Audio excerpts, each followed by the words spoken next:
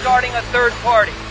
I think it's ridiculous to start a third party. We have a tremendous success with the Republican Party. The Democrats have lost their way, but it's always been a two-party system. যুক্তরাষ্ট্রের ইতিহাস পাল্টে দিতে চান ধনকুবের Elon Musk. তৈরি করছেন 150 বছরের বেশি সময় ধরে চলা দুই দলীয় লড়াইকে চ্যালেঞ্জ জানাতে। কিন্তু বাস্তবে তা কতটা সম্ভব? মার্কিন নির্বাচনের ইতিহাসে দেখা গেছে দুই প্রধান দলের ব্যবধান গড়তে থার্ড পার্টির প্রভাব থাকলেও সর্বোপরি ফলাফলে সেটা তেমন কোনো বিশেষায়িত করে না। তবে ইলন মাস্ক অবুঝ খেলোয়াড় নন। মন্তব্য করেছেন, প্রেসিডেন্ট হলে মার্কিন আইন পাশে, কংগ্রেসে আইন পাশে পার্থক্য করে দেবে এমন সংখ্যক প্রয়োজনীয় আসন পাওয়াই তার লক্ষ্য। 160 বছরের বেশি সময় ধরে মার্কিন প্রেসিডেন্ট নির্বাচন মানেই গাধা আর হাতির প্রতীকের লড়াই।